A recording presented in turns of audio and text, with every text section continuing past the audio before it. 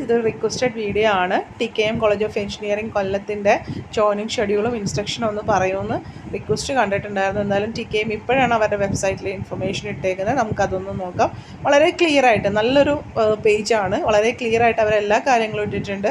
നമുക്കൊന്ന് നോക്കാം കേട്ടോ. 21 മുതൽ 24 തീയതി വരെയാണ് ആർക്കിടെക്ചറിൻ്റെ കുട്ടികൾക്ക്. ഏത് ദിവസം വേണമെങ്കിലും ചെല്ലാം. 3 വരെ ടൈം പറഞ്ഞിട്ട് 3 മണി വരെയും ടൈം പറഞ്ഞിട്ടുണ്ട്. അതായത് 21 മുതൽ 24 തീയതി 3 മണി വരെയും നിങ്ങൾക്ക് ചെല്ലാവുന്നതാണ് കേട്ടോ. ഇനി 21 തീയതി കമ്പ്യൂട്ടർ സയൻസിൻ്റെ ബിടെക്കിൻ്റെ കാര്യമാണ് പറയുന്നത്. 21 തീയതി കമ്പ്യൂട്ടർ സയൻസിൻ്റെ രാവിലെ 8:30 മുതൽ 1 മണി വരെയും, ഉച്ചയ്ക്ക് ഇലക്ട്രിക്കൽ ആൻഡ് കമ്പ്യൂട്ടർ എഞ്ചിനീയറിംഗ് 1 മണി മുതൽ 4 മണി വരെയാണ്.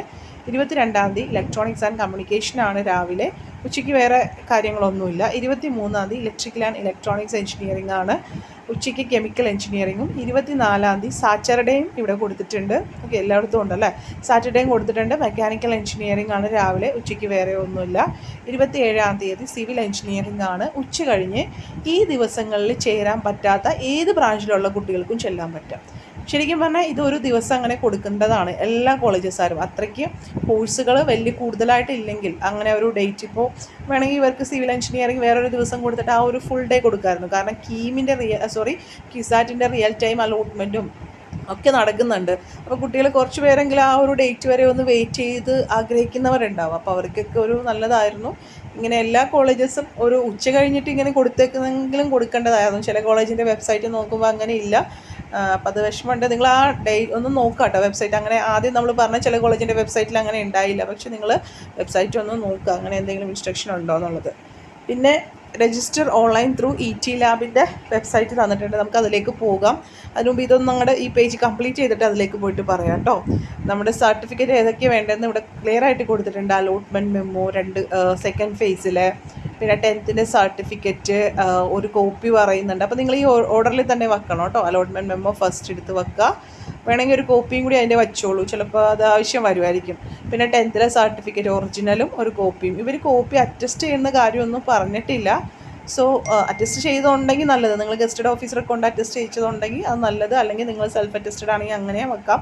പക്ഷേ ഇവർ സെൽഫ് അറ്റസ്റ്റഡ് ആണെങ്കിൽ നമ്മൾ ആ ടൈമിൽ ചെയ്ത് കൊടുത്താൽ മതിയല്ലോ. വേണമെന്ന് പറയുവാണെങ്കിൽ ഇവർ അങ്ങനെ ഒരു സർട്ടിഫിക്കറ്റ് അറ്റസ്റ്റ് ചെയ്യാൻ പറഞ്ഞിട്ടില്ല കേട്ടോ. ജസ്റ്റ് കോപ്പിന്ന് മാത്രമേ പറഞ്ഞിട്ടുള്ളൂ.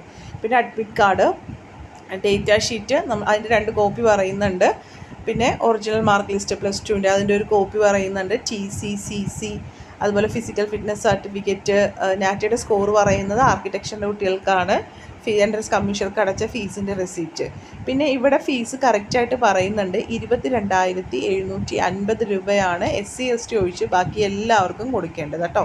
ഫീ കൺസെഷനുള്ള കുട്ടികൾക്ക് 11,350 രൂപ മാത്രം മതി. ബാക്കി എല്ലാവരും 22. ഇത് കറക്റ്റായിട്ട് അവർ ഫീസ് പറഞ്ഞിട്ടുണ്ട്. അപ്പോൾ നിങ്ങൾ എൻട്രൻസ് കമ്മീഷർക്ക് അടച്ച ഫീസ് കൂടാതെ ഈ ഒരു എമൗണ്ടും കൂടി ചിലപ്പോൾ കൊടുക്കേണ്ടതായിട്ട് വരും കേട്ടോ. അത് നമ്മളുടെ ട്യൂഷൻ ഫീസല്ലേ. അപ്പോൾ അത് കൂടാതെ PTA, ബസ് മെയിൻ്റനൻസ്, അങ്ങനെ യൂണിവേഴ്സിറ്റി ഫീസ്, അങ്ങനെ കുറച്ച് കോഷൻ ഡെപ്പോസിറ്റൊക്കെ ആയിരിക്കും ഇത് ഉദ്ദേശിച്ചേക്കണം. എന്തായാലും ഈ ഒരു എമൗണ്ട് കൊണ്ടല്ല നിങ്ങൾ ഇനിയിപ്പോൾ എൻട്രൻസ് കമ്മീഷർക്ക് അടച്ചേക്കുന്ന ഫീസ് അവർ കുറക്കുമോ എന്നുള്ള ഇതൊന്നും കൂടുതൽ. കാരണം നമുക്കിതിൽ ട്യൂഷൻ ഫീസും കൂടി ഇൻക്ലൂഡഡ് ആണെന്നുള്ള ഒരു ലിസ്റ്റ് വന്നാലാണ് നമുക്ക് അങ്ങനെ പറയാൻ പറ്റുള്ളൂ. അപ്പോൾ എന്തായാലും 22,750 രൂപ എന്നുള്ള എമൗണ്ട് കരുതുക. അതായത് ക്യാഷ് ഇവർ സ്വീകരിക്കില്ല കേട്ടോ. അപ്പോൾ അതുകൊണ്ട് പൈസയായിട്ട് കൊണ്ടുപോകണ്ട. ഒന്നുമില്ലെങ്കിൽ ATM കാർഡ്, അല്ലെങ്കിൽ നമ്മുടെ GPay ഒക്കെ ഉണ്ടല്ലോ, നെറ്റ് ബാങ്കിങ് ആണെങ്കിലും കുഴപ്പമില്ല, അല്ലെങ്കിൽ UPI പേയ്മെൻറ്റ് അതേതാണെങ്കിലും അവർ സ്വീകരിക്കും. പക്ഷേ ക്യാഷ് പേയ്മെൻറ്റ് സ്വീകരിക്കില്ല. അപ്പോൾ ക്യാഷായിട്ട് ഈ ഒരു എമൗണ്ട് കൊണ്ടുപോകരുത് കേട്ടോ. ഓക്കെ, പിന്നെ നിങ്ങൾ ബാങ്കിൽ കൊണ്ടുപോയി അടക്കേണ്ടതൊക്കെ വരും. അപ്പോൾ നിങ്ങൾ GPay ആയിട്ട് കൊണ്ടുപോവുക, അല്ലെങ്കിൽ നിങ്ങളുടെ ATM കാർഡ് കൊണ്ടുപോയാലും മതിയാവും. ഒരു ATM കാർഡ് എന്ന് പറയുന്നുണ്ട്, കളക്ഷൻ ത്രൂ കാർഡ് എന്ന് പറയുന്നുണ്ട്. മേ ബി അവിടെ കാർഡ് ഇത് ചെയ്യാനുള്ള സ്ക്രാച്ച് ചെയ്യാനുള്ള ഫെസിലിറ്റി ഉണ്ടാവുമായിരിക്കും കേട്ടോ.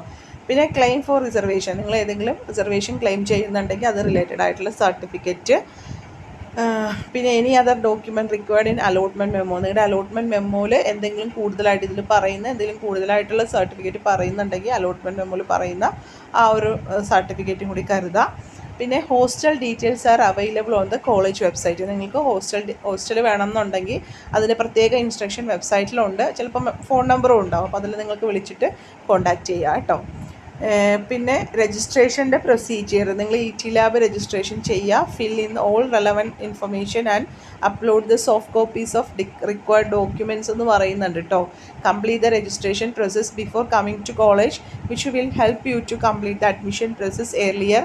Remember the reference number for future use. You are directed to report college auditorium first for initiating the admission process. അതായത് IT ലാബിൻ്റെ ഞാൻ പറഞ്ഞുതരാം, അത് നമ്മൾ നേരത്തെ വേറെ വീഡിയോസിലൊക്കെ പറഞ്ഞിട്ടുണ്ട്, ഇത് വേണമെങ്കിൽ ഒന്നും കൂടി നോക്കാം, നമുക്ക് സെയിം ആയിരിക്കും മിക്കവാറും. അപ്പോൾ അത് നിങ്ങൾ ചെയ്യുക, അതിൽ മാൻഡേറ്ററി സ്റ്റാർ ഇട്ടേക്കണൊക്കെ നിർബന്ധമായിട്ട് ചെയ്യുക. ചിലപ്പോൾ നിങ്ങളുടെ അടുത്ത് നിങ്ങൾ കീമിൽ അപ്ലോഡ് ചെയ്ത ഡോക്യുമെൻറ്റ്സൊക്കെ വീണ്ടും അപ്ലോഡ് ചെയ്യാൻ പറയുന്നുണ്ടാവും. അപ്പോൾ അത് ഓൾറെഡി നിങ്ങളുടെ കയ്യിൽ PDF ആയിട്ടുണ്ടല്ലോ, അപ്പോൾ അതൊന്ന് അപ്ലോഡ് ചെയ്ത് കൊടുത്തേക്കുക. എന്നിട്ട് ലാസ്റ്റ് ഞാൻ എപ്പോഴും പറയാറുണ്ടല്ലോ, ആ ഒരു നമ്പർ ഇല്ലേ, റെഫറൻസ് നമ്പർ, അത് നിങ്ങൾ എടുത്ത് വച്ചേക്കുക, നിങ്ങൾക്ക് വേണ്ടതാണ്. അത് കിട്ടുന്നവരെയും നിങ്ങൾ ചെയ്യണം. ആ നമ്പർ കിട്ടാൻ വേണ്ടിയാണ് നമ്മളിത് ചെയ്യണത്. ഇപ്പം നിങ്ങൾക്കത് കോളേജിൽ പോയിട്ട് ചെയ്യാം, പക്ഷേ നിങ്ങൾ ഓർക്കുക, വീട്ടിലിരുന്ന് നിങ്ങൾക്ക് കറക്റ്റായിട്ട് ചെയ്യാൻ പറ്റാത്തൊരു കാര്യം നിങ്ങൾ എങ്ങനെ കോളേജിൽ പോയിട്ട് ചെയ്യും. അപ്പോൾ അതുകൊണ്ട് നിങ്ങൾ വീട്ടിൽ നിന്ന് അത് ചെയ്ത് ആ നമ്പറായിട്ട് തന്നെ പോകാനായിട്ട് ശ്രദ്ധിക്കുക കേട്ടോ. അപ്പോൾ ഈ ഒരു വെന്യൂ എന്ന് പറയുന്നത് കോളേജിൻ്റെ ഓഡിറ്റോറിയം ആണ്. അവിടെ നിന്ന് നിങ്ങൾക്ക് ഗൈഡ് ലൈൻസ് തരും, പിന്നീട് എങ്ങോട്ടാണ് പോകേണ്ടതെന്നുള്ളത്. അപ്പോൾ നമുക്ക് ഈ ലിങ്ക് ഒന്ന് നോക്കാം എന്താണെന്നുള്ളത്, ലാബിൻ്റെ ലിങ്ക്.